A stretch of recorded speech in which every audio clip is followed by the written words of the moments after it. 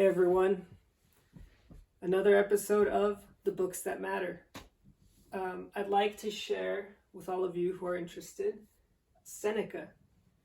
And if you don't know much about Seneca, Seneca was a philosopher, Roman, I believe, from that area.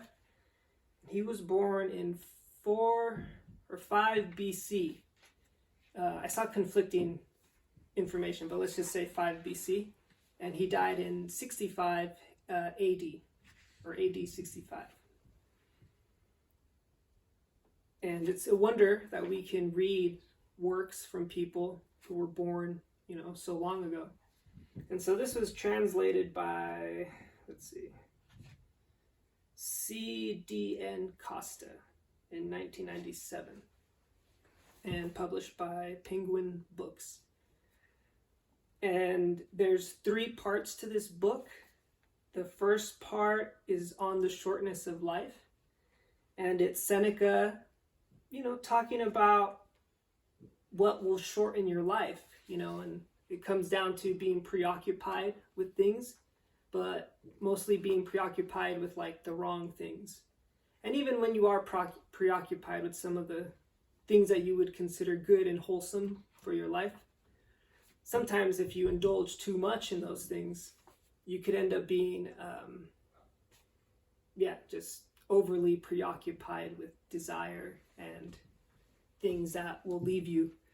And the problem with that is that many people who, relish in that space may also be victims of fearing death. And the way to live life is not to fear death. Oh, and by the way, Seneca, I don't know if he was one of the people who started it or just a big person in it, but it's that whole school of Stoic philosophy, Stoicism. And Stoicism, the Stoics basically believe, in my reading of Seneca, is that the answer to it all basically is you have to be brave, right? How to handle life, how to approach it, is that you have to be brave, which is, tough, but I think they're onto something. There are some issues that I take with Stoicism, not Stoicism, but the way Seneca can come off sometimes and how maybe Stoicism can come off sometimes, because there are some parts in here, I believe it's in the letter that he writes to his mom when he's talking about being exiled. And he's just telling his mom, don't worry, I'll be fine. I know you'll miss me a lot and all that, but don't grieve for too long and just, keep doing your studies and keep thinking and, applying your mind to philosophy, because that's the answer. So he says things like that, but there's a whole part on it with poverty, where he kind of is saying people who have a lot of things, they actually aren't at rest. Right? They, because they have so many things, their mind has to keep track of them, and the mind also has to worry about continuing to own those things and have access, and so with more stuff, more worries accumulate, even if you are more rich. And it's funny because they use the example of slaves, owning one slave versus a lot of slaves or no slaves. And so some of it comes off a little privileged maybe. And I don't know if Seneca, he was writing at an interesting time. I think it was Nero, and those crazy emperors that did crazy stuff, and he was living alongside them. But he comes off sometimes a little maybe privileged, even for those times. And that's why it's really interesting to read, because so many of the things that he talks about in terms of your daily life of going to work and having tasks to do, and you're trying to be productive and things, that he's talking about a society that existed, 2020 years ago or so when he was alive, right?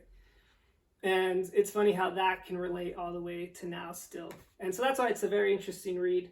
Also, I'm a fan of beautiful writing, and so credit to the translator, but also the original writer, Seneca, because he does have some really awesome quotes where he sums up things about life, perfectly, pristinely. And so that's really cool. And the last part of this book is called on the Tranquility of Mind. On Tranquility of Mind. And basically you just have to, do tasks that are worth it at the end of the day. And some stuff like that. That'll make you feel tranquil. And also to be grateful. And that's how you're supposed to take on life, right? That every moment we're not even supposed to maybe have, it just is happening by the grace of God or whoever.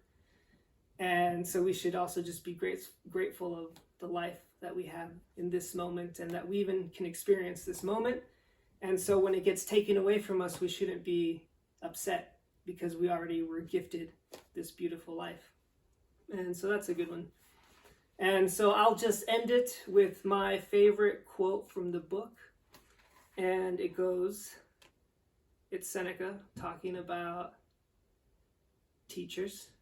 And he says, "By the toil of others, we are led into the presence of things which have been brought from darkness into light."